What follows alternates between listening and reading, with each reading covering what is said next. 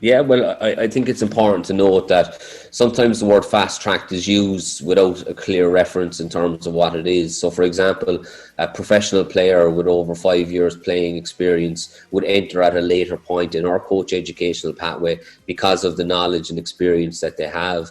So, for example, a grassroots coach might end up having to do 3-4 years of grassroots education to try and get them to a similar knowledge set. Because when you're living in an environment, when you're in a football club as a player, as a coach in a full-time capacity, it is your life and you gain invaluable amounts of hours. While if you're only coaching 3-4 times a week for 2 hours, you're never going to catch up without those years of experience. So really it's about making sure that wherever they enter, it's at a competency level that's relevant to them. And then the most important thing is that they, again, get the time. And within UEFA's coaching convention, it is difficult to fast track, as in allowing people going to a level that they're not required to do.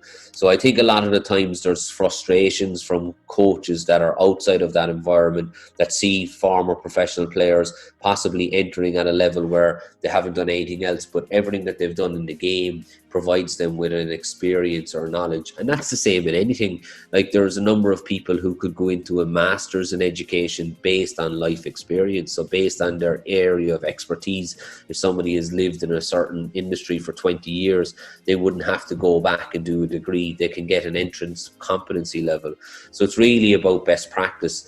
The most important thing for me, and we've had a phenomenal number of former internationals only in our recent courses, and each of them have gone on through the pathway the exact same as everybody else, with the mandatory time in between. And it's really benefited them, because it's all about making sure that when you do get the job, you're ready for the job. And it's a very, very difficult job. I think at the moment in time, the lifespan of a Premier League or of a manager in the British leagues is just over a year and a month, which is a very short period of time. And if you don't get to 70 odd games in your first job, there's over a 90% chance you don't get a second job. So it's really about making sure that when you do decide to take a job, that it's the right one for you. But there's definitely great examples of former pros who've been proactive. And I think this is the best advice that you can give professional players.